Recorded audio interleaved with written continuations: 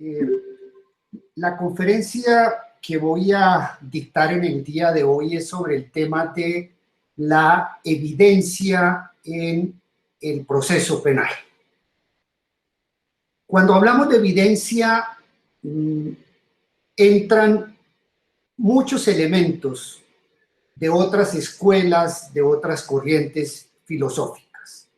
En la actualidad, como lo exponía, lo expuso David al hacer la presentación de este tema, hay una corriente en derecho probatorio supremamente importante que se denomina epistemología jurídica.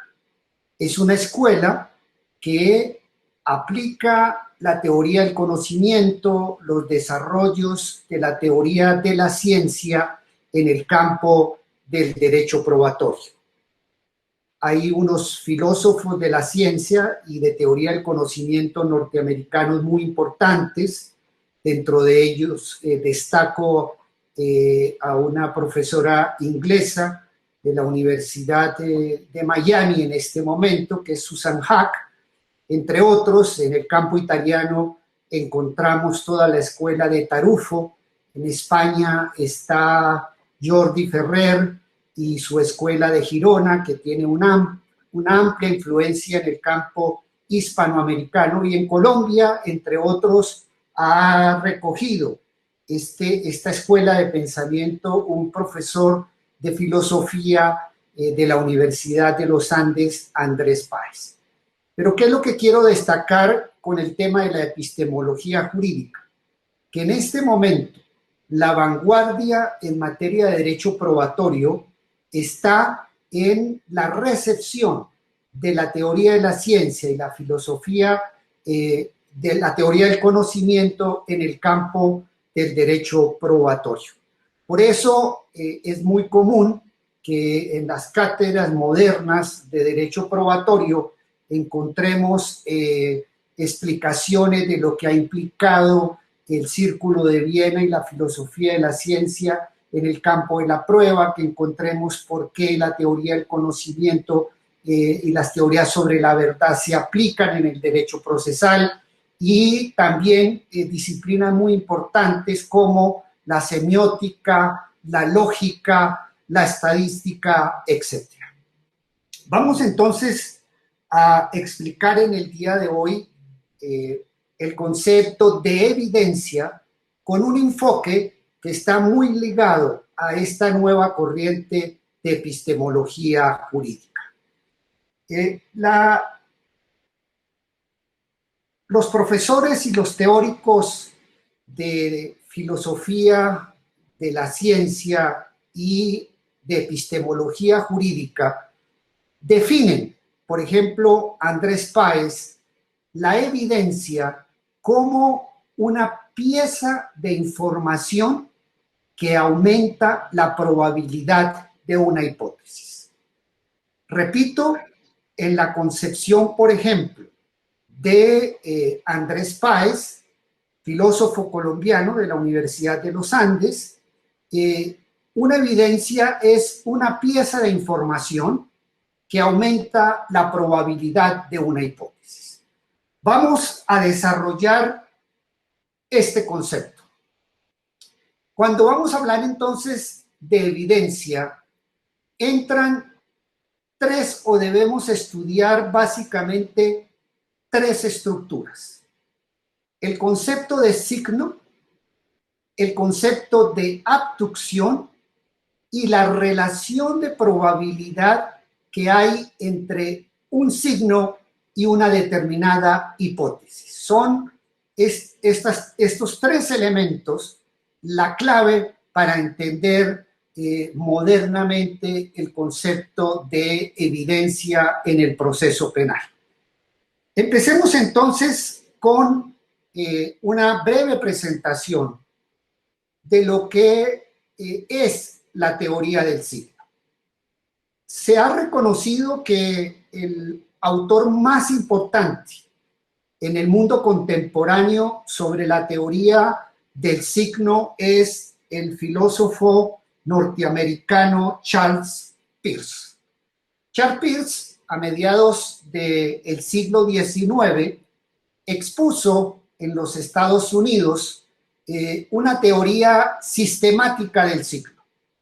Podemos decir que los desarrollos contemporáneos, es decir, los desarrollos que se dieron en el siglo XIX, son desarrollos que se han visto influenciados muy fuertemente por la teoría de semiótica del norteamericano Peirce. ¿Quién fue Peirce? Peirce se considera como el fundador del pragmatismo norteamericano, la escuela que predominante filosóficamente en los Estados Unidos. Peirce tiene una formación o tuvo una formación de ciencias naturales. Él estudió en la Universidad de Harvard y posteriormente se dedica no solamente a la química y a las ciencias naturales, sino que empieza a construir un sistema filosófico muy importante que se ha denominado el pragmatismo. Los filósofos más importantes del siglo XX en los Estados Unidos, como Rorty, como Putnam, como Davidson, etcétera, etcétera, podemos decir que en alguna u otra forma son herederos de esa tradición pragmática que inició Peirce. ¿Por qué es importante Peirce? Peirce es importante porque crea un sistema filosófico y además porque es considerado como el creador de un verdadero sistema de semiología, creador de la semiótica. En la antigüedad y en la Edad Media existieron estudios muy importantes sobre semiótica, sobre semiología, pero puede decirse que una concepción integral de la semiótica se le debe en los últimos tiempos a los desarrollos de Peirce. Es importante para poder comprender un poco la filosofía y la semiótica de Peirce, dar la definición o recordar una definición que ustedes conocen sobre lo que se ha denominado la máxima pragmática. Son muchas las teorías sobre la verdad, es tal vez uno de los temas recurrentes desde hace más de 2000 años, desde la filosofía griega, un estudio sobre la verdad. Pero podemos decir que hay un giro muy importante en las concepciones de Peirce sobre el concepto de verdad que se definen básicamente con base en el criterio de la máxima pragmática. ¿Y qué es lo que dice Peirce? Quiero aquí tomar las palabras de uno de los estudiosos contemporáneos más importantes de la obra de Peirce, que tiene un libro denominado Hombre, Signo y Cosmos, el norteamericano Darin McNabb. Darin McNabb, explicando la teoría pragmática y específicamente la máxima pragmática de Peirce, dice lo siguiente, refiriéndose a la máxima pragmática. El objeto de nuestra comprensión se define por los efectos que produce. Expliquemos esta definición de la máxima pragmática con un ejemplo que da Darin McNabb en una de sus conferencias en un canal muy importante de filosofía, quizá el más importante que hay actualmente en Internet, que se llama La Fonda Filosófica. De acuerdo a la máxima pragmática, ¿cómo se definiría entonces el concepto de lluvia? Para definir entonces lluvia, o sea, el objeto de nuestra comprensión, la lluvia, debemos, para definirla, mirar cuáles son los efectos que produce la lluvia. Es decir, el objeto de nuestra comprensión se define por los efectos que produce ese objeto. Entonces, cuando vamos a hablar de lluvia, inmediatamente viene a nuestra representación ciertos efectos: agua, gotas, suelo mojado, las flores que aparecen que sirven la lluvia que sirve para que las flores reverdezcan en un determinado campo. Entonces, miren ustedes cómo el objeto de nuestra concepción se infiere o se deduce, se define por los efectos que produce. Aquí, en esta máxima pragmática, hubo un cambio supremamente importante en materia de filosofía. Hasta ese momento, nosotros o los estudiosos de la filosofía siempre habían basado los fundamentos del conocimiento fundamentalmente a través de lo que se denominó la filosofía del sujeto, especialmente los desarrollos dados en la modernidad por René Descartes, donde la filosofía se redujo a partir de ahí con todos los desarrollos del empirismo, con los desarrollos de la misma filosofía kantiana, como un estudio de relaciones entre un sujeto y un objeto. En la concepción de Peirce hay un cambio importante. Yo creo que se empieza a romper esa filosofía del sujeto, como ya lo había hecho en su momento en el mismo siglo XIX la filosofía de Federico Nietzsche, y aquí podemos ver lo que se ha denominado con la filosofía de Peirce un giro semiótico. Se convierten los signos en una forma de interpretar y conocer la realidad. Peirce es muy conocido por la estructura del signo que él presenta ante la comunidad científica. El concepto de signo en Peirce es un concepto triádico, un concepto integrado básicamente por tres elementos: el signo, el objeto y un interpretante. Ahí hay una especie de triángulo donde en la cúspide está el signo. Ese signo representa un objeto y además existe un interpretante que establece las relaciones o a través de inferencia establece relaciones entre el signo y un determinado objeto. El ejemplo que da para explicar este concepto triádico de Peirce, Darin McNabb, es el siguiente. Pongamos como ejemplo las nubes grises, un signo.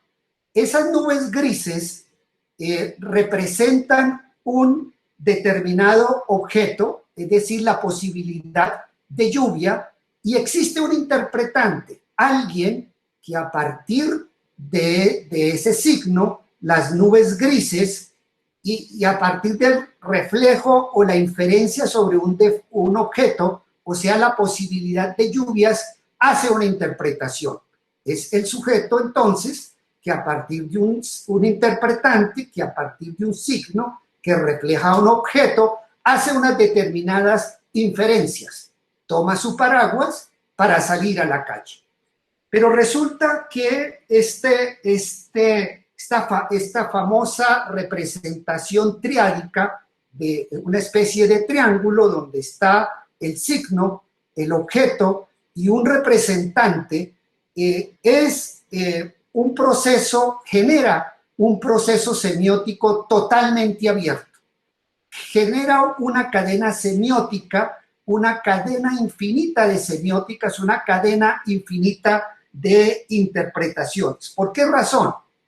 Porque si bien tenemos un signo, un objeto y un interpretante, el signo es las nubes grises, el objeto a que se refiere es la posibilidad de lluvia, y un interpretante, alguien que coge su paraguas a partir de ahí para salir a la calle. Resulta que a su vez ese interpretante se convierte a su vez en un signo que representa un objeto y que a su vez va a ser representado por otra persona.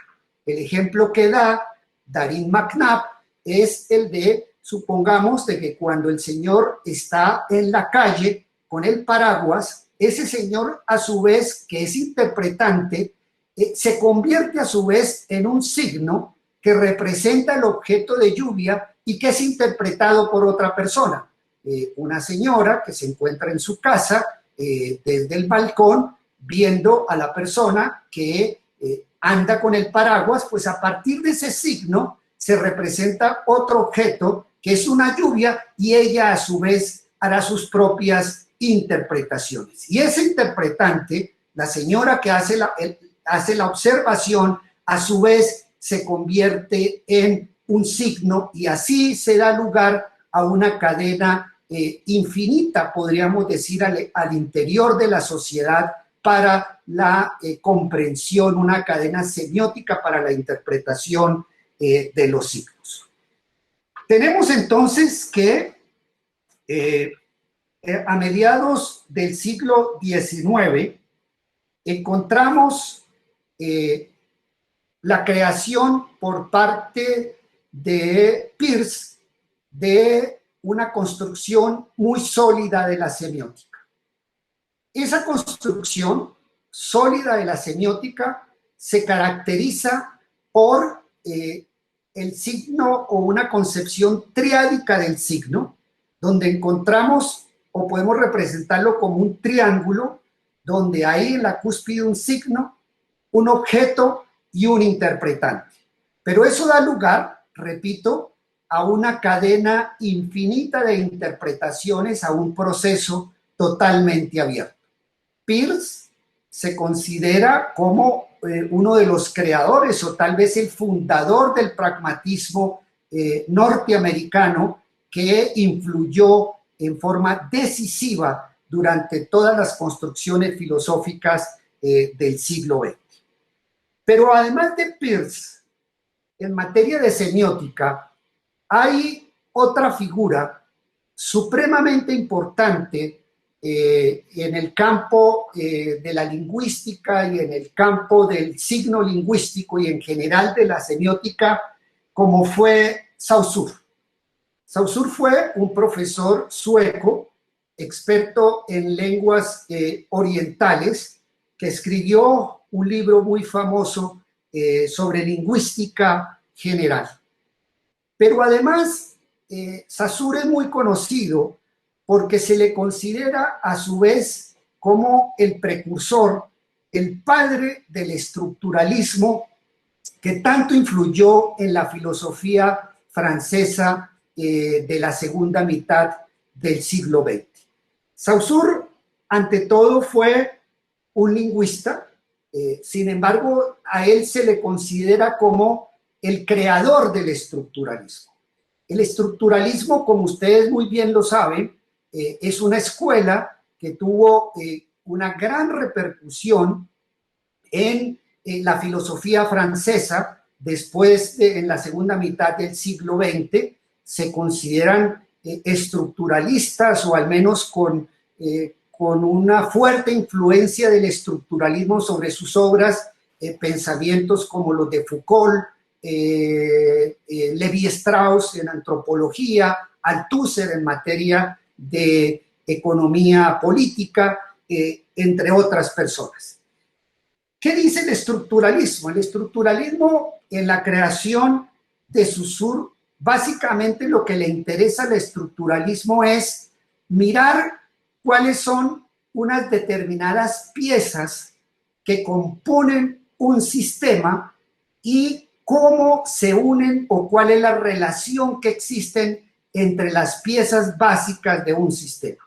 Al estructuralismo lo que le interesa entonces, hablándolo en términos supremamente elementales, es mirar las piezas del sistema, las unidades que componen el sistema y a partir del examen de esas unidades, mirar las relaciones que las unidades tienen con el resto del sistema. Existieron grandes desarrollos en la segunda mitad del siglo XX a partir de este componente básico en obras fundamentales para la teoría social como las obras de Lévi-Strauss o Foucault, por solo poner dos ejemplos muy importantes. Pero además de la creación del estructuralismo, Saussure dio grandes aportes fundamentalmente en la lingüística. Saussure implica una ruptura con la tradición de la lingüística o de las escuelas lingüísticas del siglo XIX. En el siglo XIX, la lingüística fundamentalmente se hacía referencia a la explicación histórica de las palabras y básicamente al entendimiento del lenguaje como un elemento que se dedica exclusivamente a la descripción de las realidades. Es el lenguaje o las palabras como descripción de las cosas. Cuando hablamos de pato, entonces la lingüística lo que hace es analizar la relación entre la palabra pato, entre la palabra pato y la cosa que representa. Es decir, son relaciones descriptivas de la realidad. Con Saussure se hace un cambio muy importante porque él es estructuralista y como estructuralista a él lo que le importa es fundamentalmente mirar cómo es el sistema lingüístico, cómo está la estructura del sistema y cómo las palabras se combinan dentro de ese sistema para producir sentido. Mire que ahí hay una ruptura supremamente importante que va a implicar un cambio fundamental en la lingüística frente a la lingüística del siglo XIX. Ya no importa la tradición de las palabras como descripción de cosas o el origen histórico de las palabras, sino que para Saussure lo más importante es mirar cómo las palabras, o sea, los enunciados lingüísticos, se combinan dentro de un sistema gramatical para la producción de sentido. Esto es supremamente importante porque entran entonces aquí dos elementos supremamente importantes como es el sistema, el contexto y fundamentalmente la diferencia entre los signos lingüísticos. Darín McNabb da como ejemplo, al explicar los cambios de Saussure frente a la lingüística, el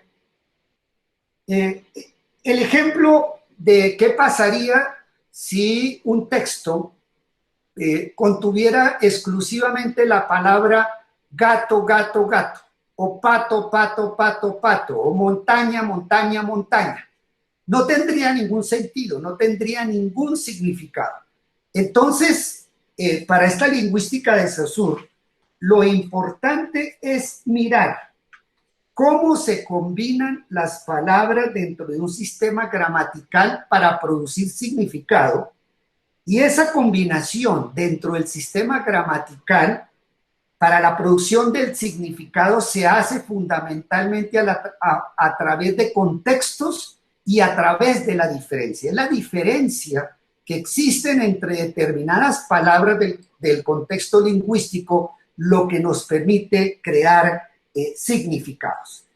Entonces, Saussure crea un nuevo concepto de signo lingüístico. Aquí Saussure es principalmente un lingüista, escribe unos lineamientos generales, una teoría general de la lingüística basada en el estructuralismo, y los dos elementos fundamentales de su signo, del concepto de signo, es el de significante y significado, es decir, es un concepto dual. Imaginemos aquí que el signo es una circunferencia, que la podemos dividir en dos partes, un significante, por ejemplo, la palabra árbol o la expresión árbol, y un significado, que es el concepto de árbol. Aquí también hay otra diferencia muy importante, porque a diferencia de la tradición lingüística del siglo XIX, eminentemente descriptiva, de que la palabra se limita fundamentalmente a describir cosas del mundo, de que cuando hablamos de pato estamos haciendo relación o reflejando una cosa de la realidad, un animal de la realidad. Para Saussure es algo diferente. Tenemos que el signo está integrado por un significante, la palabra árbol, y ese significante se refiere a un significado que no es propiamente la cosa árbol que nosotros vemos en la naturaleza, sino el concepto de árbol que tenemos nosotros cuando hacemos construcciones sociales del pensamiento. Nos queda ante todas las...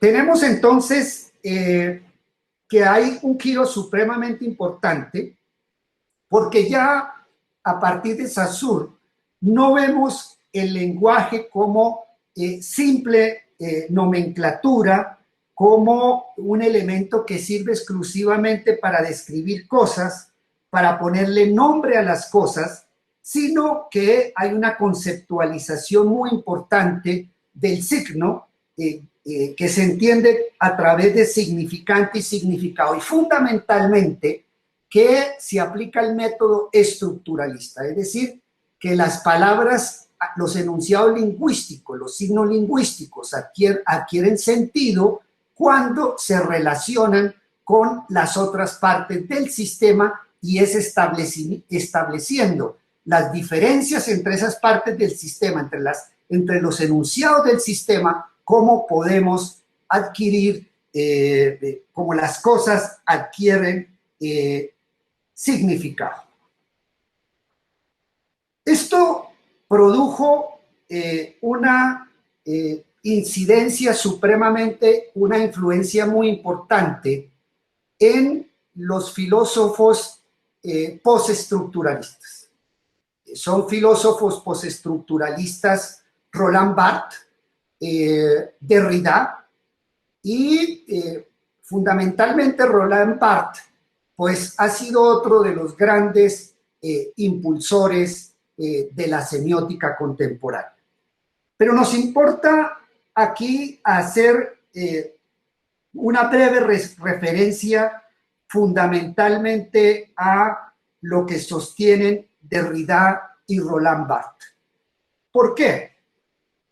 Porque hay una frase supremamente famosa. Yo creo que en filosofía hay sistemas filosóficos que siempre se definen por una palabra famosa.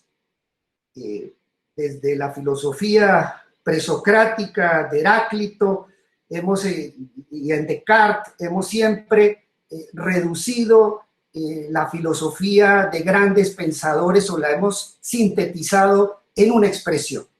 La que más sintetiza, o una de las expresiones que más sintetiza la filosofía de Derrida es la siguiente: todo es texto, nada hay fuera del texto. Aquí tenemos que hacer una aclaración. Cuando Derrida lanza la expresión o afirma todo es texto, nada es fuera de texto, nada hay fuera del texto, tenemos que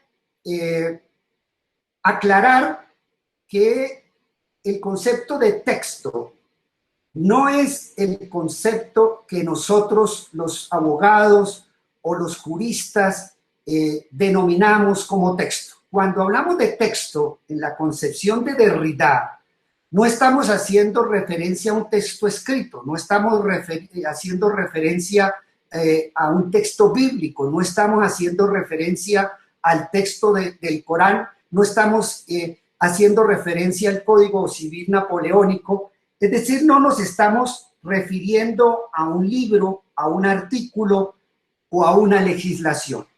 Cuando Derrida dice todo es texto, está diciendo o quiere hacer referencia a que todos los objetos del mundo son texto. Y precisamente Roland Barthes ha desplegado unas famosas investigaciones o desarrolló en el siglo XX unas famosas desarrollos sobre el signo. La moda es signo, la comida es signo, un gesto es signo, una expresión es signo, es decir, todo aquello que sea objeto en el mundo de interpretación es un signo. Entonces, miren ustedes cómo se abre totalmente el concepto de texto y nos lleva entonces a un elemento muy importante, y es el de que en la semiótica contemporánea y en la hermenéutica contemporánea, la filosofía hermenéutica contemporánea, no interpretamos textos en el sentido tradicional. No solamente es objeto de interpretación el texto como lo conocemos nosotros los juristas, una legislación, repito, un texto bíblico, etcétera, etcétera, sino que todo lo que existe en el mundo es susceptible de interpretación.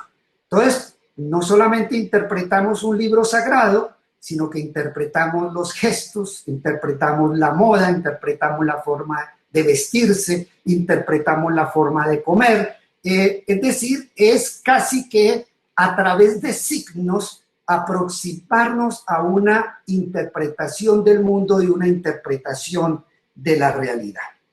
Esto también simultáneamente a los desarrollos de la filosofía francesa, tuvo unos desarrollos muy importantes en la filosofía alemana, principalmente después de la Segunda Guerra Mundial. Tenemos entonces, después de la Segunda Guerra Mundial, en Francia, a los desarrollos postestructuralistas, los desarrollos en materia semiótica de Derrida, de Roland Barthes, y bueno, muchos otros desarrollos como los de Foucault, quien está ya a medio camino entre el estructuralismo y el postestructuralismo. Pero simultáneamente en esa misma época, después de la Segunda Guerra Mundial e incluso desde antes, pues se venía produciendo un giro hermenéutico que también es una filosofía de la interpretación. Pero la hermenéutica filosófica también produce, o tal vez fue la corriente filosófica antes que Derrida y Roland Barthes, que hizo el gran giro filosófico, lo que se denominó el giro hermenéutico.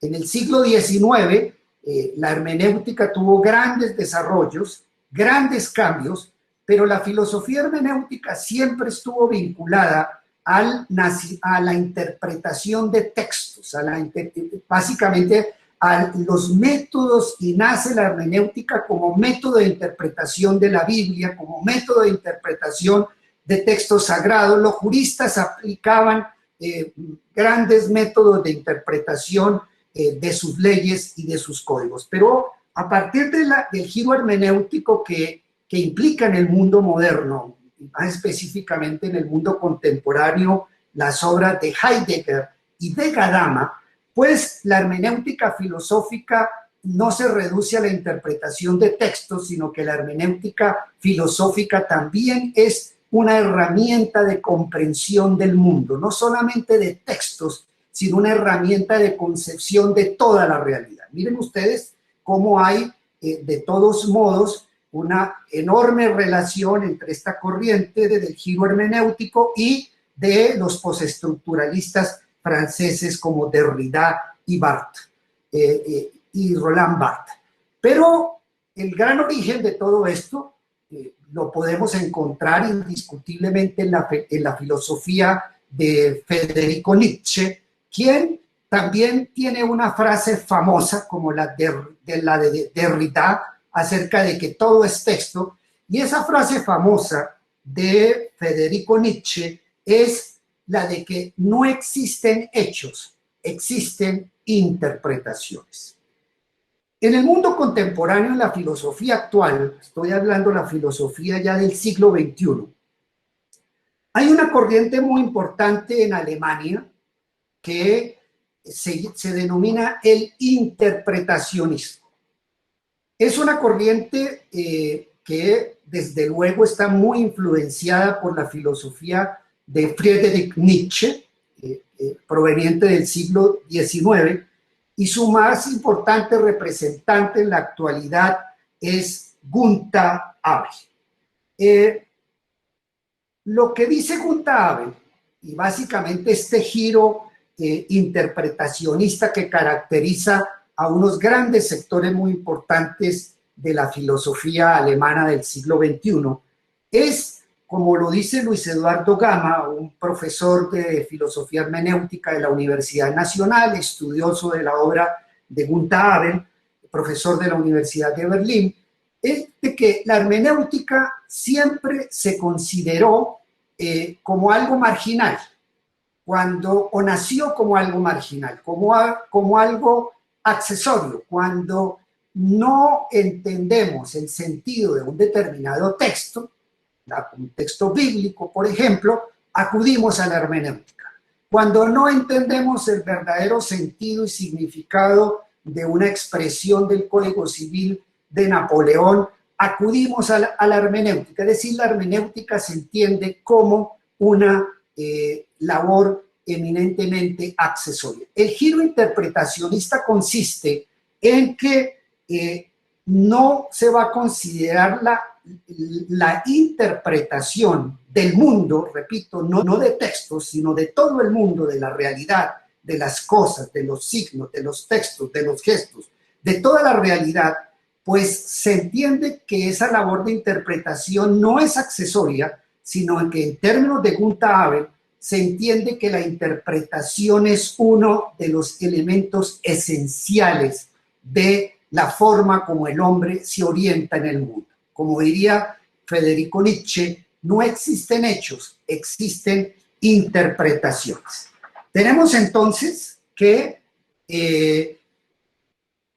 existe un gran desarrollo de la teoría del signo, un gran desarrollo que comienza a mediados del siglo XIX con los trabajos de Peirce. Peirce es el fundador de la corriente filosófica predominante en los Estados Unidos, que es el pragmatismo, y a su vez es considerado como el padre de la semiótica. Esa semiótica tuvo una gran influencia en los desarrollos del siglo del siglo XX y influenciaron pensadores de la talla de Humberto Eco, de Roland Barthes, de Derrida, y es un elemento muy importante la semiótica para el entendimiento de un concepto de la evidencia fundado en la epistemología jurídica. ¿Por qué razón?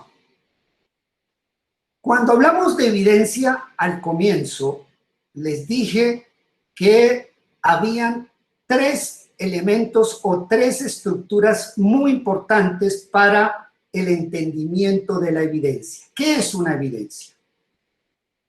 Una evidencia, partimos, es acogiendo la definición que da Andrés Páez. La evidencia es una pieza de información que aumenta la probabilidad de una hipótesis. Para entender entonces este concepto de evidencia que da el profesor, el filósofo Andrés Páez, una pieza de información que aumenta la probabilidad de la hipótesis, vemos entonces que entran tres grandes estructuras, como lo dijimos. En primer lugar, un signo. En segundo lugar, una abducción, o sea, formulación de hipótesis y una relación entre el signo y la hipótesis. Estos dos elementos fundantes de la estructura de evidencia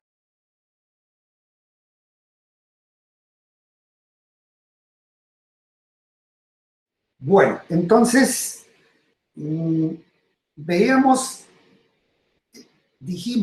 al iniciar la conferencia que para estudiar el concepto de evidencia hay que tener en cuenta tres estructuras fundamentales: el signo, la abducción y la relación de probabilidad que existe entre el signo y una hipótesis. Ya hicimos una muy breve y elemental introducción a los autores o a un autor muy importante, fundamentalmente Peirce, en la teoría del signo. Vamos a estudiar ahora otro elemento muy importante que es el concepto de abducción. Nosotros, desde hace más de 2000 años, cuando hablo de nosotros, hablo de la razonabilidad y la forma de comprensión del mundo que tenemos en Occidente. Desde hace 2000 años venimos trabajando fundamentalmente con dos formas de inferencia lógica que fueron descritas y desarrolladas por Aristóteles, fundamentalmente la deducción. Pero las dos formas lógicas que nosotros hemos trabajado básicamente son la inducción y la deducción. En la inducción trabajamos con observaciones. Si en la vida al momento de interpretar el mundo, de ver el mundo, encontramos que hay un determinado fenómeno A y que luego ese mismo fenómeno A es el mismo fenómeno B y ese fenómeno B se repite en C, a partir del análisis de casos particulares, de la observación de casos particulares de la realidad, podemos construir una hipótesis universal. Un ejemplo muy socorrido en materia de lógica, al explicar la inducción, es el de los cisnes. Si nosotros vemos un cisne y ese cisne es blanco, y luego encontramos otro cisne distinto y ese cisne es blanco, y luego hacemos otra observación y encontramos que otro cisne en otro lugar es también blanco y así sucesivamente, pues a partir de la observación de casos particulares podemos construir una hipótesis o una ley universal. Si vemos un cisne blanco y otro cisne y es blanco y a su vez otro cisne blanco, podemos construir a través de la observación de casos particulares una ley universal que dice todos los cisnes son blancos. Hay un momento que se denomina el salto inductivo y es el de que después de mirar un gran número de observaciones, de observaciones de hechos particulares de la naturaleza, hay un momento en que podemos dar un salto inductivo y construir una ley universal. Es decir, vamos por el camino de que a través de casos particulares construimos una ley universal. Pero hay otro modelo de inferencia lógica, que es la que más aplicamos los abogados, y es la deducción. Y la deducción es cómo a partir de una ley universal nosotros inferimos casos o explicamos casos particulares de la vida de la naturaleza. A partir de una ley general observamos o explicamos situaciones o casos particulares. Es la forma típicamente deductiva de que con base en una ley general podemos hacer inferencias para explicar unos determinados casos particulares. Existe una ley universal en la Tierra, porque no es en el universo. La física de Albert Einstein demostró que las leyes de la gravedad, la ley de la gravedad o que algunas de las leyes de Newton podían explicar muy bien sucesos físicos de la Tierra, pero no los sucesos en general de todo el universo. Pero hay una ley de la gravedad que dice que si los objetos caen a la Tierra en virtud de una determinada ley de atracción, entonces si nosotros vemos una manzana que cae de un árbol, pues podemos explicar la caída de esa manzana de forma deductiva, que es aplicando una ley general, la ley de la gravedad, y subsumimos ese caso particular, la caída de la manzana de un árbol en la ley general, y ahí explicamos el por qué, explicamos y hacemos inferencias del por qué la caída de esa manzana. Ya en la deducción vamos de una ley general para explicar a través de ciertos mecanismos, se denominan mecanismos de cobertura legal, explicamos casos particulares. Y la inducción es lo contrario, como a través de casos particulares podemos construir leyes universales. Esta era la forma de explicación que fue la forma de explicación que nosotros conocimos durante más de 2000 años por la silogística o por la lógica aristotélica. Sin embargo, en el siglo pasado, uno de los grandes aportes que hizo Peirce, creador de la semiótica y a quien nos referimos en la clase pasada, Peirce dijo que no solamente que no existían dos formas de inferencia lógica, inducción y deducción, sino que él afirmó que existe una tercera forma de inferencia lógica que es la abducción. Debemos decir que la abducción era ya una forma de inferencia lógica que había intuido Aristóteles, pero Aristóteles se concentró fundamentalmente en desarrollar su lógica deductiva, porque inclusive Aristóteles no tenía un gran aprecio por la inducción como forma de inferencia lógica, pero esbozó la abducción. Pero en realidad, ¿quién hizo los grandes desarrollos partiendo de la lógica aristotélica? Con razón, los medievales consideraron durante mucho tiempo que todo el mundo ya había sido descrito por Aristóteles, que había una tercera forma muy importante de inferencia lógica, que es la abducción. Pues bien, la abducción es quizá por excelencia el método de inferencia lógica más importante en la investigación científica. Y diríamos que la abducción es el método de inferencia más importante en una investigación penal y desde luego en una investigación de naturaleza de responsabilidad fiscal. Pero yo me voy a limitar aquí en general a hablar de la importancia de la abducción. Pero la abducción, ¿qué significa? Abducción es una forma de inferencia lógica que se caracteriza básicamente por creación de hipótesis y de conjeturas.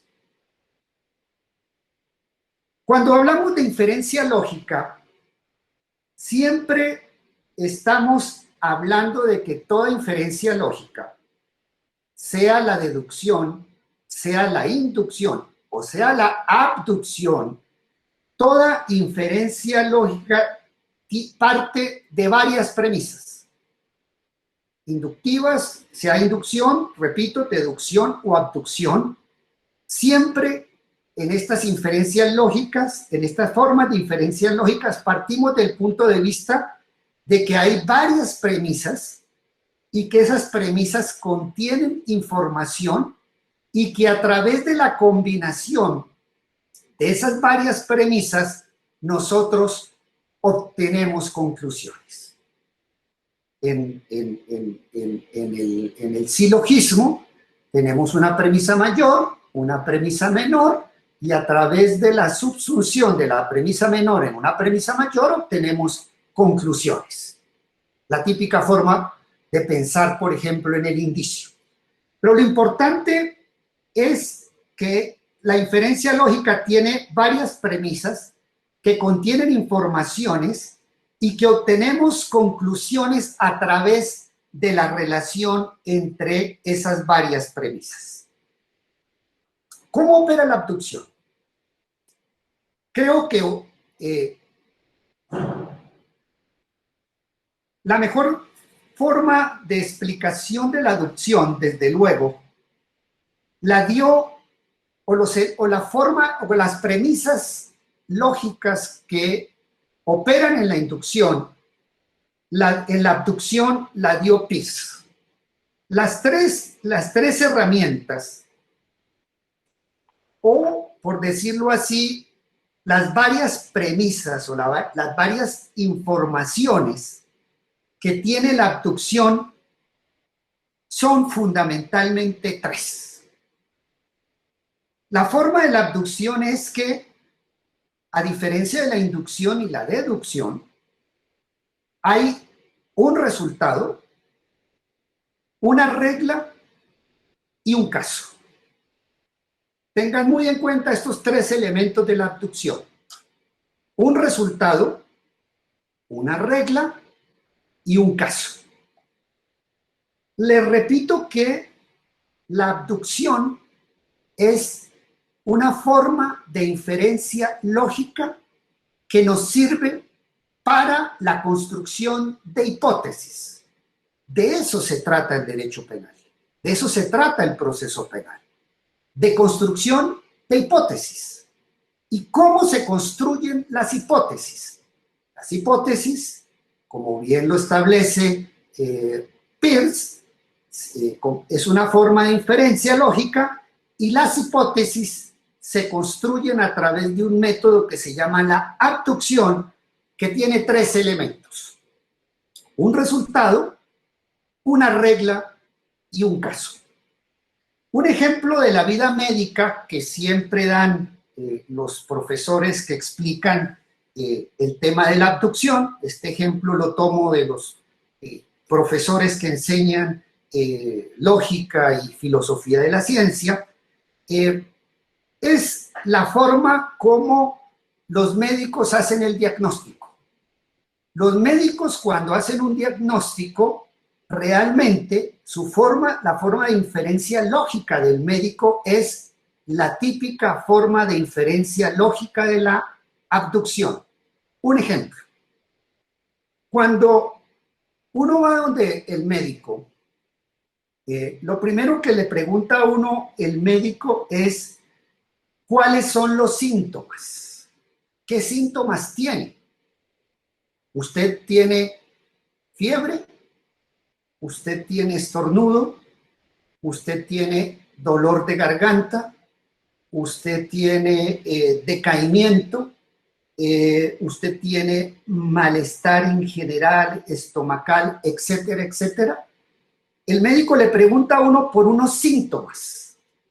Esos síntomas, en la terminología de Peirce y como elemento de la abducción, es lo que él considera un resultado. Cuando Peirce habla de que el primer elemento de la abducción es un resultado, estamos hablando de la descripción de una determinada situación, de un estado de cosas. Es decir, ¿por qué habla de resultado? Porque nos enfrentamos en primer lugar ante un estado de cosas, ante una determinada situación. En el caso del médico, ¿ante qué se enfrenta el médico? El médico se enfrenta ante síntomas: fiebre alta, tos seca, decaimiento, dolores estomacales, etcétera, etcétera. A partir de ese resultado, el médico utiliza una regla. ¿Qué regla utiliza? Cuando el médico ve el resultado, inmediatamente lo que el médico tiene que buscar son máximas de experiencia. Entonces, en este caso particular, el médico puede decir: mire, de acuerdo a la lex artis, o sea, a las reglas del arte médico, hay una máxima de experiencia que me dice que los síntomas del coronavirus es tos seca, fiebre muy alta, decaimiento general, problemas de asfixia, problemas de respiración, problemas de dolores de estómago, graves problemas estomacales, etcétera, etcétera. O sea, lo primero que obtuvo el médico, fue un resultado, se encuentra ante una situación, luego tiene una regla. ¿Qué es una regla? Pues una regla es que tiene que utilizar una máxima de experiencia para interpretar ese resultado. Y entonces, a partir de ahí, el médico da un diagnóstico, combinando las dos premisas. Por eso les decía que toda inferencia lógica parte del hecho de que hay dos premisas conocidas, de que hay una información en dos premisas, y que a través de la combinación de esas premisas obtiene conclusiones. Entonces el médico da un diagnóstico. El médico, ¿qué es lo que hace el médico? El médico dice, mire, este resultado yo lo puedo subsumir como un caso o lo puedo diagnosticar como un caso de coronavirus. Su diagnóstico es un coronavirus. Entonces, a partir de ahí, el médico lo que está haciendo es un diagnóstico, o sea, está diciendo que tiene un caso. La regla, el resultado puede subsumirse dentro de la regla y obtiene un diagnóstico, o sea, obtiene un caso. Pero ese caso es simplemente una hipótesis. Entonces, mire lo que el médico dice es, aquí mi diagnóstico, lo que yo formulo es una hipótesis. Pero miren ustedes que es una hipótesis que tiene una característica. No es una hipótesis segura, no es una hipótesis cierta. Aquí lo que dice es, a partir de un resultado, una regla y obtener un determinado caso, pues yo formulo una hipótesis y mi hipótesis es de que usted, paciente, probablemente tiene coronavirus. Entonces, ¿qué hace el médico? Ahí no termina el análisis, sino que partiendo de una hipótesis, o sea, una conjetura, pues entonces el médico ordena más análisis, que tienen que hacerle un examen inmediatamente de coronavirus, que el examen debe tener determinadas características, o si se trata de otro tipo de enfermedad, pues tiene que tiene una hepatitis o que tiene, bueno, etcétera, etcétera, cualquier tipo de enfermedad, pues él tiene una hipótesis y a partir de esa hipótesis tiene la probabilidad de una determinada un diagnóstico, o sea, lo que tiene es una hipótesis, una probabilidad de un determinado caso, la probabilidad de existencia de cierto tipo de situaciones. Umberto Eco, entonces, resumo, la abducción es una forma especial, es una inferencia lógica. Existen tres formas de inferencia lógicas conocidas hasta ahora, desde Aristóteles: inducción, deducción y abducción. La deducción parte de premisas generales, de leyes ciertas, para llegar a conclusiones, subsume casos particulares en leyes generales. La inducción, a partir de casos particulares y a través de un salto inductivo, construye leyes generales, y la abducción, como inferencia lógica, se caracteriza fundamentalmente porque es una forma de construcción de hipótesis, de construcción de conjeturas, o sea, de probabilidades. ¿Y cuáles son los elementos de la abducción? Según Peirce, un resultado, una regla y un caso. El resultado, una determinada situación. En el ejemplo del médico, el resultado es que el médico hace un examen y se encuentra con unos síntomas, una fiebre, dolores abdominales, dificultades respiratorias. Una regla es de que el médico, de acuerdo a este resultado, esos síntomas, utiliza la lex artis, o sea, la regla del arte médico, una máxima de experiencia, y luego subsume el resultado dentro de la regla y obtiene un caso. ¿El caso cuál es? Una hipótesis. Y la hipótesis es, mire, yo diagnostico que este puede ser un caso de coronavirus, pero fíjese que estamos en el campo de una hipótesis, de la probabilidad de una hipótesis, y formulada la hipótesis, a su vez empezamos nuevamente a seguir en la construcción de inferencias lógicas. No se acaba la inferencia lógica con la sola construcción de la hipótesis. Humberto Eco, que es otro de los grandes semióticos del mundo contemporáneo. Humberto Eco no solamente escribió una gran novela, El nombre de la rosa, y muchos textos literarios y ensayos literarios muy interesantes, sino que también ha sido uno de los grandes forjadores de la semiótica contemporánea. Precisamente siguiendo a Peirce, Peirce habla de que existen varias formas de abducción y habla de que existen tres tipos de abducción dependiendo de la naturaleza de la regla que se aplica.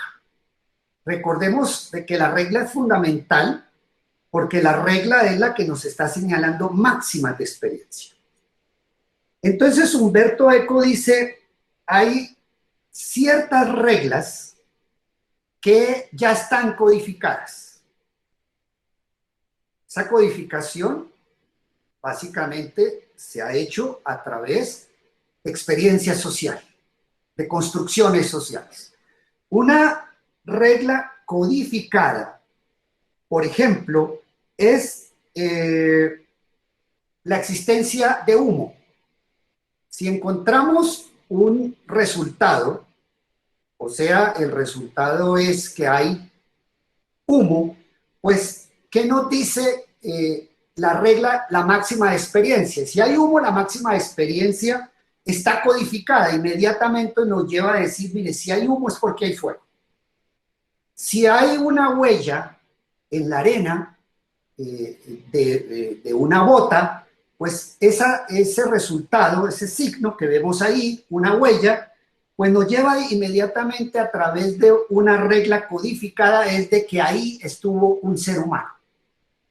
Entonces, hay, como dice Humberto Eco, las formas de abducción se clasifican, entre otras, básicamente en cuanto al tipo de codificación de las reglas. Entonces, hay unas reglas que ya están absolutamente codificadas, o por la ciencia, o por la experiencia social, por la experiencia histórica de la vida. La experiencia decantada de la vida y de las profesiones sirve para codificar reglas. Hay otro tipo de reglas que son, por decirlo así, semicodificadas, que es lo que caracteriza la mayor parte de las investigaciones. Trabajar a través de la abducción es sencillamente trabajar hipótesis armando las piezas del rompecabezas. Pero dice, y esto es un tema muy importante que destaca Humberto Eco, hay otras reglas que son creatividad de quien hace la inferencia. Ya no encontramos reglas codificadas, como los dos ejemplos que he dado, el del humo y el fuego, el de la huella y la pisada humana, sino que hay ciertas reglas que en el proceso de abducción son producto absoluto de la creatividad y de la originalidad de quien hace la investigación. Yo creo que el mejor ejemplo de reglas no codificadas, sino reglas absolutamente creativas por su originalidad, nos lo muestra la novela policíaca. Siempre los profesores indican que la novela policíaca es uno de los mejores ejemplos de la forma de inferencia lógica llamada abducción. Y es verdad, siempre cuando hablamos de novela policíaca, cuando hablamos de Sherlock Holmes, cuando hablamos de todos esos grandes detectives que creó la novela policíaca, fundamentalmente a partir del siglo XIX, con los cuentos de Edgar Allan Poe, el creador de la novela, pues ahí nos estamos metiéndose en el mundo de la abducción, en el mundo de la conjetura, en el mundo de la hipótesis. ¿Y qué es lo que caracteriza básicamente toda esa novela policíaca desde Edgar Allan Poe hasta Jorge Luis Borges? Y es la originalidad de la regla, como se descubren las hipótesis. Es interesante, por ejemplo, la definición del cuento policíaco que da Piglia, un gran crítico literario y escritor, además muy importante, argentino, muy estudioso de la obra de Jorge Luis Borges, donde Piglia hace varias décadas en un texto publicado en Francia, donde él habla de los 11 o 10 o 11 tesis sobre el cuento. Piglia, la tesis más importante que da sobre la naturaleza del cuento policíaco es la de que el cuento policíaco siempre trae dos historias.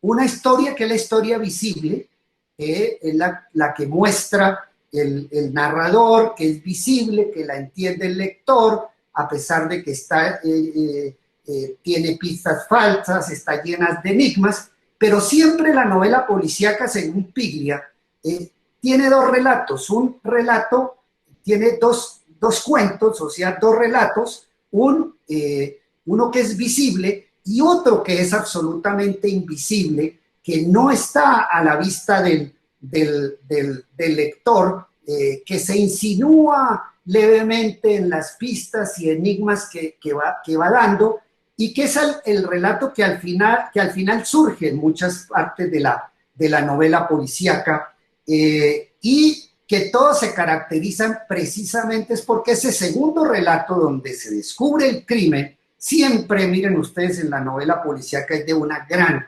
creatividad. Yo les recomiendo ese trabajo de Piglia, muy interesante, sobre 10 o 11 tesis sobre el cuento, donde él desarrolla esta tesis de que a partir de un relato de un gran escritor ruso, de sus memorias, y a partir de ahí saca la tesis muy, muy original, muy interesante, que el cuento policíaco siempre tiene dos historias. Pues bien, debemos tener en cuenta de que la historia secreta que siempre sale a flote es de una gran creatividad. Tenemos aquí entonces que en la abducción siempre estamos frente ante un resultado, una regla y un caso, y que lo importante de la abducción es que es una forma de inferencia lógica distinta a la inducción y a la deducción, que es formular hipótesis que siempre son probables, son provisionales, porque una vez construida la hipótesis hay que seguir, a partir de la construcción de la hipótesis tenemos que seguir haciendo desarrollos de investigación para finalmente dar un determinado resultado. Repito, el tema de la abducción se ha tomado como una de las formas de inferencia lógica más importantes en los descubrimientos científicos y que desde luego es totalmente aplicable a la investigación penal. Entramos en la última parte, y la última parte es la relación que existe entre el signo y la hipótesis. Porque aquí hemos trabajado sobre la base de que la evidencia tiene tres elementos. El concepto de evidencia: un signo, una hipótesis que se construye ¿cómo? A través de un proceso lógico que se llama abducción. Por eso las dos primeras partes de esta charla ha estado centrada en los dos elementos. ¿Qué es un signo? Los elementos básicos y elementales de un signo y los elementos básicos de qué es la inferencia lógica llamada abducción. ¿Por qué? Porque la abducción sirve para construir hipótesis. Entonces tenemos un signo, o sea, tenemos una información, tenemos una determinada huella y tenemos una hipótesis. Hipótesis que se construye, se hace a través de un mecanismo que se llama la abducción.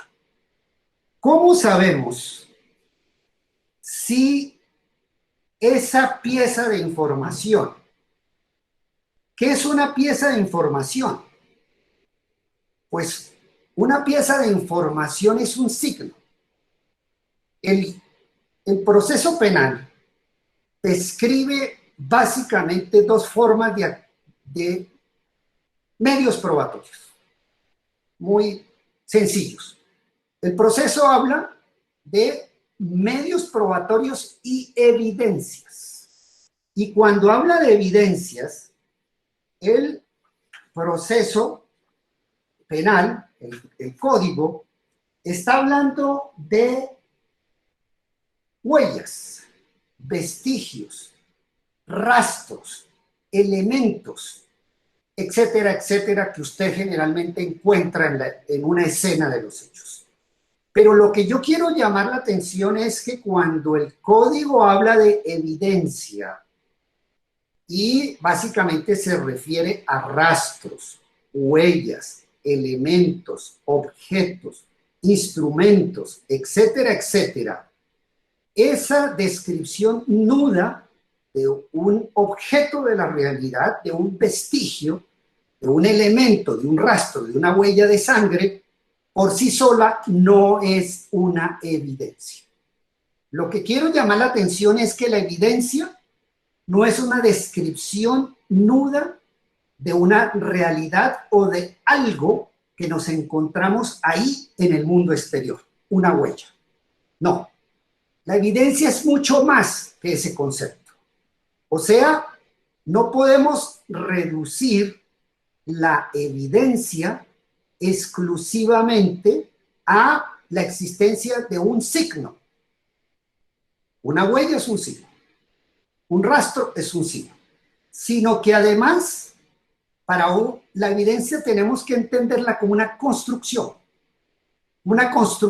social, como una construcción de un determinado acontecimiento. O sea, no es una mera, no es encontrar un hecho que está ahí en una escena o en la naturaleza de las cosas, sino que es una elaboración humana. Una elaboración humana, o sea, por eso hablo de una construcción que se hace a partir de esos tres elementos que da un signo. Encontramos ahí una huella. A partir de esa huella y construimos una hipótesis. Y una hipótesis que se construye a partir de un método de inferencia lógica que se llama la abducción. Pero la evidencia es algo más, no solamente el signo, no solamente la hipótesis, sino que realmente estamos ante una evidencia cuando encontramos que hay un signo, una pieza de información que aumenta la probabilidad de la hipótesis. O sea, realmente estamos hablando de que la construcción evidencia está integrado por el signo, por la hipótesis y por un juicio de probabilidad, en el sentido de que esa información, de que ese signo se puede convertir en evidencia cuando esa pieza de información, ese signo, aumenta la probabilidad de la hipótesis.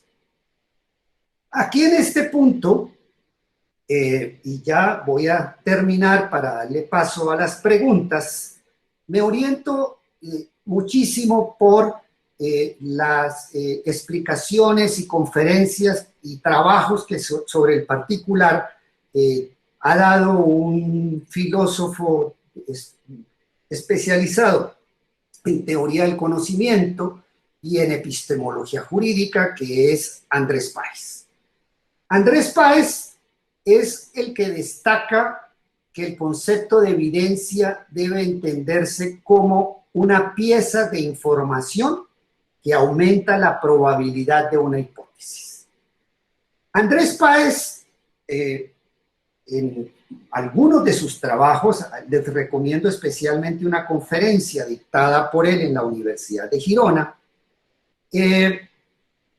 explica que sobre el concepto de evidencia y sobre todo en materia científica, pues hay muchas teorías que se han venido dando desde hace mucho tiempo. Quienes quieran profundizar en este concepto de evidencia científica, pues les recomiendo, como lo hace Andrés Páez, porque hay que empezar con las discusiones que a principios del siglo XX dio el Círculo de Viena. Las discusiones que se dieron en torno al concepto de ciencia, de Carnap, de Hempel, las propuestas del falsacionismo popperiano, los desarrollos, todo lo que se ha denominado la filosofía clásica de la ciencia, la concepción heredada, pues ahí van a encontrar ustedes los primeros grandes debates sobre qué es evidencia en el campo científico. Una discusión supremamente profunda. Pero lo que quiero destacar es que actualmente hay una tendencia predominante, según lo explica Andrés Páez, y un cierto consenso en materia científica en que solamente podemos entender por evidencia una pieza de información que aumenta la probabilidad de comprobación de la hipótesis.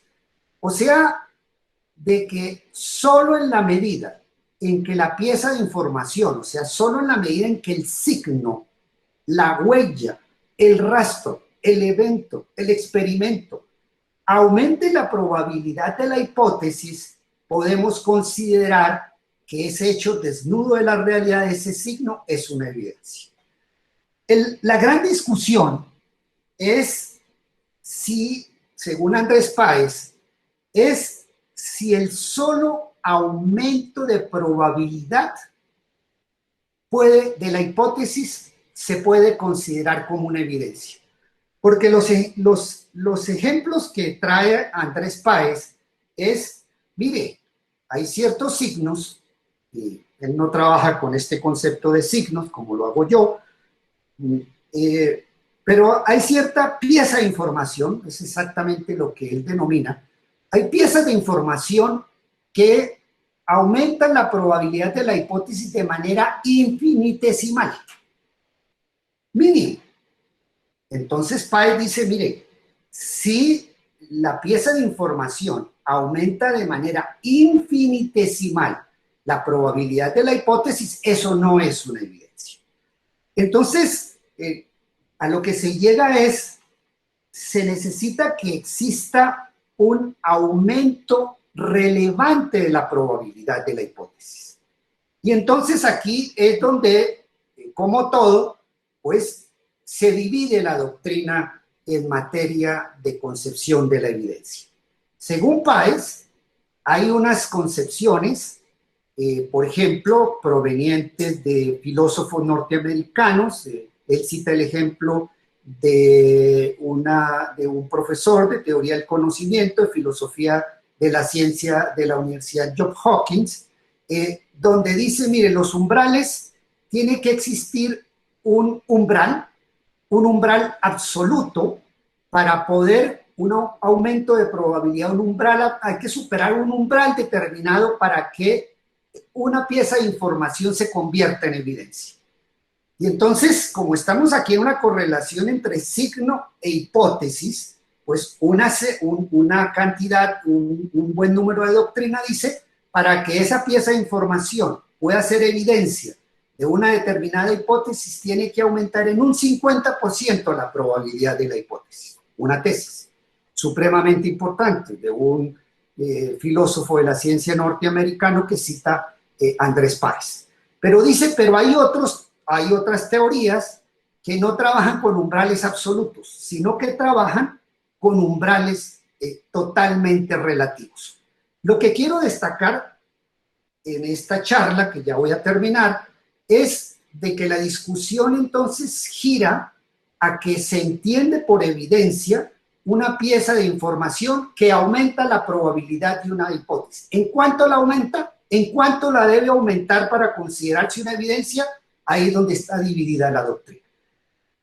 Lo más importante de esta discusión, como lo señala Andrés Páez, es que hay que tener en cuenta varias cosas, varios elementos, para que ustedes lo valoren.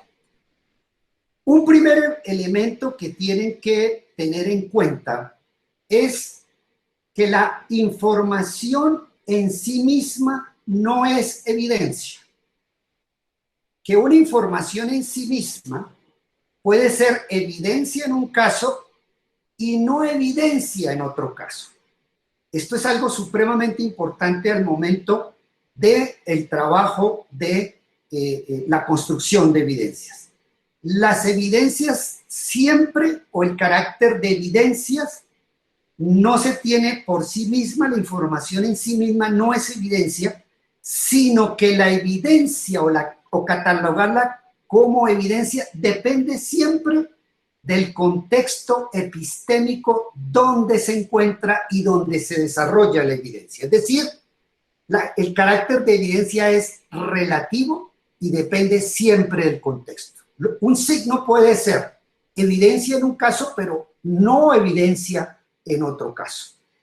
Hay un ejemplo muy interesante que trae Andrés Páez, y es un ejemplo que él toma de un profesor norteamericano de Hopkins, de esa universidad, y es el siguiente. Están en una ciudad. En la ciudad se tiene una información, y es de que en la piscina olímpica de la ciudad está dentro de la piscina el mejor nadador del mundo.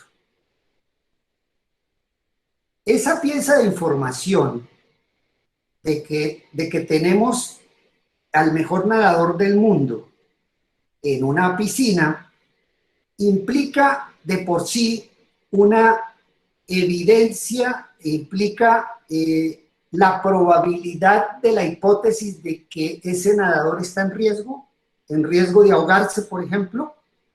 Pues si está en una piscina, pues ahí ya hay un signo, una huella, y tenemos una hipótesis de que puede haber un peligro, está alguien en peligro en la piscina, peligro de muerte, y tenemos la información de que alguien está en peligro de ahogarse en la piscina, y encontramos que en la pieza de información es que dentro de la piscina se encuentra el mejor nadador del mundo.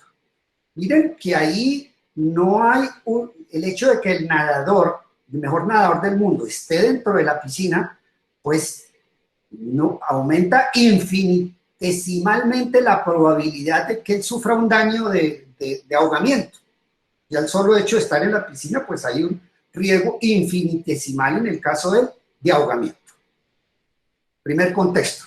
Pero si ya no tenemos ese elemento, sino otro contexto, otras piezas de información, donde ya nos dicen, es que hay alguien en riesgo, y nos dicen, mire, es que el único que está en la piscina es el mejor nadador del mundo, pero es que además llegaron las ambulancias, pero es que además hay movimiento interno de la Cruz Roja, pero es que además hay gritos de auxilio, etcétera, etcétera. Entonces, mire que en el otro contexto epistémico, o sea, tenemos un primer contexto epistémico, es una pieza de información que nos dice el mejor nadador del mundo está ahí en esa piscina, hay un riesgo infinitesimal de que haya un peligro de ahogamiento o de un accidente en la piscina, pues ahí en ese contexto epistémico ese dato no es una evidencia, porque eso no aumenta la probabilidad de la hipótesis, pero sí le agregamos que llegó la Cruz Roja y que hay pedidos de auxilio y que la única persona que se encontraba en la piscina es él,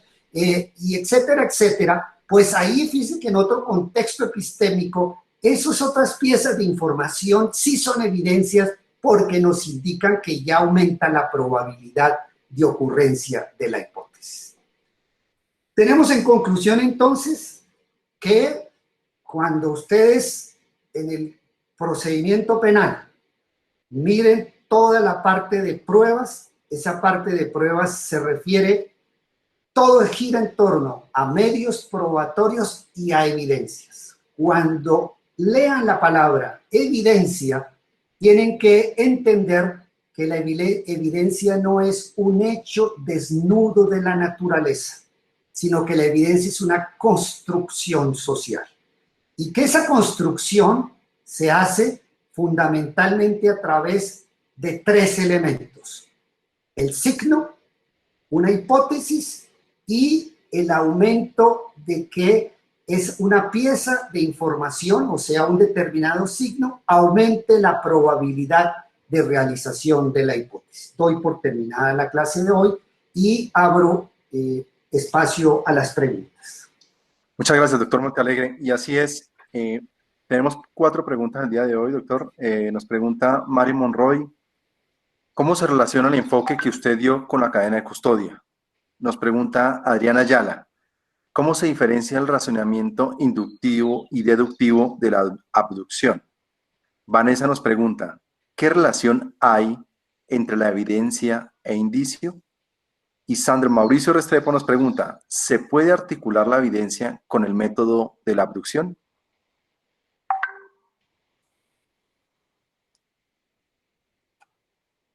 Bueno,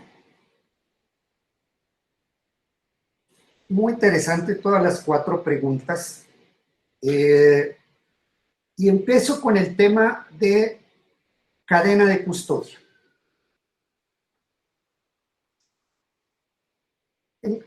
La cadena de custodia es un tema estrictamente ligado con el concepto de evidencia. Porque realmente, ¿qué es lo que hace la cadena de custodia? La cadena de custodia, miren ustedes que, repito, cadena de custodia no debe entenderse, siempre se ha entendido, tradicionalmente se ha entendido.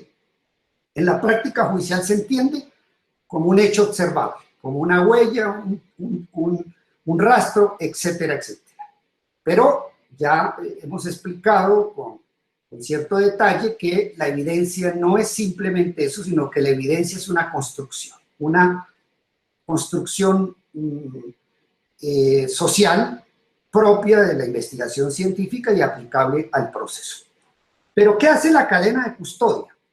La cadena de custodia lo que trata es de preservar la seguridad de la evidencia. Cuando hablamos de cadena de custodia, estamos hablando de cuál es el método para guardar y resguardar, darle seguridad a las evidencias que se encuentran en un determinado lugar, en una determinada escena de los hechos, o en un determinado sitio. Entonces, la cadena de custodia, ¿se custodia qué? Se custodia, obviamente, las evidencias para darle seguridad, para evitar que se deforme. ¿Por qué razón? Hay una serie de reglas, no voy a entrar en ellas porque están ahí en el código, pero sí quiero llamarle la atención sobre cuál es la naturaleza de la cadena de custodia. Este concepto de cadena de custodia, si queremos entenderla en sus fundamentos materiales y en sus fundamentos, por llamarlo así, filosóficos, pues no lo encontramos en las reglas del Código de Procedimiento. Esto lo tenemos que vincular fundamentalmente a un concepto, a 2 conceptos que trabajaron los filósofos de la ciencia del Círculo de Viena, Hempel, Carnap, muy cercano a ellos, Pop crítico, pero cercano, Karl Popper, etcétera, etcétera. Y fueron 2 conceptos muy importantes que ellos elaboraron y con los cuales todavía trabajan algunos sectores de filosofía de la ciencia, como son el contexto de descubrimiento y el contexto de justificación. Contexto de descubrimiento estudia cómo se le ocurre a alguien un gran descubrimiento científico, cómo se le ocurrió a Albert Einstein en un determinado momento sentado en su escritorio a través de esos experimentos eminentemente racionales, teóricos, de creación, de imaginación, que existía una nueva herramienta que era el espacio-tiempo. Y lo dedujo a partir de fórmulas matemáticas que todavía estamos 100 años después comprobando parte de las teorías de Albert Einstein, como sucedió hace poco con un descubrimiento sobre uno de los postulados de la teoría de la relatividad. Pero ese es el descubrimiento, ese es el contexto de descubrimiento. Ese no es tanto el que le interesa a la ciencia. A la ciencia le interesa más que todo es el contexto de justificación. Es decir, ¿cuál es el método que se utiliza? ¿Cuál es el camino que se utiliza para probar, corroborar un determinado descubrimiento? ¿Cuál es el método? ¿Cuáles son los pasos que se dan para la formulación de una determinada hipótesis? Entonces, cuando hablamos de cadena de custodia, lo que se está cuidando fundamentalmente es que todo el método, que no se vaya a desvirtuar el camino que lleva a un determinado descubrimiento, el camino que ya la ciencia ha trazado para que un determinado resultado sea un resultado absolutamente genuino. Ya sabemos todos, por ejemplo, que el ADN da, cuando se hace un 99% de probabilidades. Ese resultado es inequívoco, pero para que sea correcto tiene que demostrarse que para llegar a ese resultado se ha seguido el camino, el método de justificación, todas las herramientas, los protocolos científicos, básicamente la norma técnica que lleva a darle fiabilidad al resultado. Puede que el resultado, de acuerdo a la ciencia, ya lo sabemos, el ADN 99%, pero solo es cierto en la medida en que se haya conservado el método, en que se haya conservado la lex artis, la norma técnica para llegar al resultado. Entonces, ¿qué es lo que hace la cadena de custodia? Pues la cadena de custodia lo que dice es cómo cuidamos la evidencia, cómo para que esa evidencia después llegue a un laboratorio, es saber cómo la evidencia llegó al laboratorio, llegó al análisis, y si los pasos y los métodos de seguridad y los métodos técnicos de la norma técnica que impiden que se desvíen los protocolos se cumplieron o no cumplieron. O sea, la primera herramienta de una cadena de custodia es entender qué es la evidencia. La otra pregunta muy interesante es el método inductivo y abductivo y cuál es la relación entre evidencia y abducción. Voy a responder estas dos preguntas simultáneamente. Muy interesante estas preguntas de cuál es la relación entre inducción, deducción y abducción, y cuál es la relación en estricto sentido entre evidencia y abducción. ¿Cómo funciona el método deductivo? El método deductivo es un método que se basa en lo que se ha denominado métodos de cobertura legal. O sea, que es un método en el cual partimos de leyes generales que son leyes porque son enunciados universales. Es decir, son enunciados que se cumplen en todo tiempo y lugar. Al interior nuestro, la ley de la gravedad, no del universo, que allá rigen otras leyes especiales. Pero hay un enunciado general, hay un método de cobertura legal, hay un enunciado, una ley universal que se cumple en todo tiempo y lugar. Eso es lo que caracteriza principalmente el método deductivo. Por eso se llama un método de cobertura legal, y son métodos de cobertura legal que están basados en leyes. ¿En leyes qué? En leyes científicas. Leyes científicas, o sea, enunciados que se cumplen en todo tiempo y lugar. Entonces, dado ese determinado enunciado, todos los casos particulares que se subsuman en ese enunciado necesariamente tienen que producir un determinado resultado. Hay una ley universal que es el de la gravedad. Tenemos un hecho particular, que es que si yo suelto la manzana desde el último piso de la Torre de Pisa, pues la manzana cae a la tierra. O sea, yo subsumo un hecho particular y explico el hecho particular, la caída de la manzana, con base en una ley universal que se da en todo tiempo y lugar. Entonces, mire que lo que caracteriza la inferencia lógica de la deducción es la necesidad. Siempre que se dé un hecho particular que se pueda subsumir en la ley general, siempre tenemos una misma consecuencia. Siempre que tiremos la manzana desde la Torre de Pisa, desde el último piso, la manzana va a caer al jardín de la Torre de Pisa. Entonces, el criterio de necesidad. En la inducción, tenemos que, a partir de casos individuales, de casos particulares, vemos un cisne blanco, otro cisne blanco, 100 cisnes, y luego vemos 1000 y todos los 1000 son blancos, pues ahí hay un salto inductivo, y a partir de ese salto inductivo podemos construir una ley universal que dice todos los cisnes son blancos. Pero miren aquí que, a diferencia de la deducción, las relaciones son de probabilidad.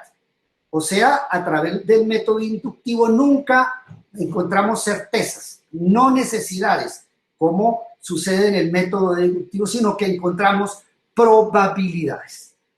Y en cambio, en el método de la abducción, no trabajamos con necesidades o probabilidades. Para el método abductivo ya no se trata en criterios de necesidad o de criterios de probabilidad, sino que el método abductivo se trata de conjeturas, o sea, simplemente de hipótesis. Mejor dicho, se basa en la mejor explicación posible del caso, sin probabilidades, sin necesidades, sino en términos de argumentación, cuál es la mejor explicación posible. Y aquí viene entonces la respuesta de la otra pregunta, de relaciones entre evidencia y abducción. La definición de la cual partimos fue la definición que trae Andrés Páez en sus estudios y en su trabajo, que entiende que evidencia es una pieza de información que aumenta la probabilidad de la hipótesis. Esa es la definición que trae Andrés Páez. Él claramente lo dice, que su escuela de pensamiento, que se basa en los desarrollos que se le ha dado a las teorías bayesianas, al teorema de Bayes,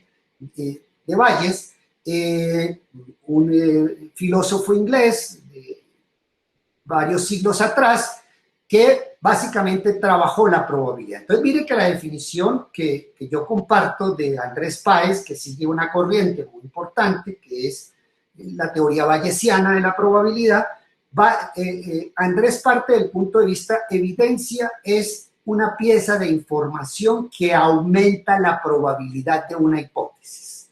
Esa es la definición de evidencia. Entonces, ¿por qué razón entra aquí la abducción? Entra aquí la abducción porque miren que la definición de Páez relaciona pieza de información que aumenta la probabilidad de una hipótesis. Entonces, ¿por qué traigo yo la abducción a este caso? Andrés no lo atrae en sus construcciones. Andrés parte de este elemento, pero yo estoy introduciéndole dos elementos más a esa concepción de Andrés, que es signo y abducción. Esto es propuesta mía, no es propuesta de Andrés. No sé quién más la haya hecho, pero yo la estoy haciendo. ¿Por qué entra aquí la abducción? Porque es parte del punto de vista de que es pieza, la evidencia es una pieza de información que aumenta la probabilidad de una hipótesis. Y entonces, ¿por qué hablo yo de abducción?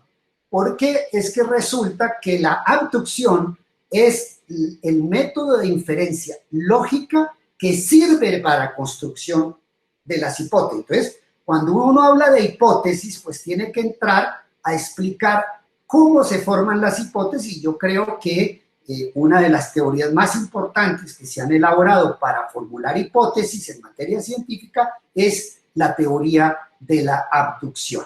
Y yo agregaría algo más. ¿Por qué le hablo de signo?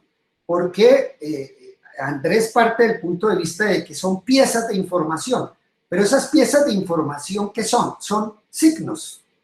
Yo parto de la concepción que les explicaba, de que a mí me gusta la concepción de Derrida, de todo es texto, me gusta la concepción de Peirce, en el sentido de que uno puede interpretar el mundo a través de signos, y por eso es que yo hago una unión entre signo y hipótesis, o sea, entre signo y abducción, y probabilidad entre ambas. Y además parto de una concepción de la hermenéutica filosófica que entiende que uno no solamente interpreta textos, sino que uno interpreta todas las realidades del mundo. Cuando un investigador está haciendo un análisis abductivo, pues lo que está haciendo es interpretar los signos del mundo. Esas serían las 4 respuestas. Falta una. La diferencia entre evidencia y indicio.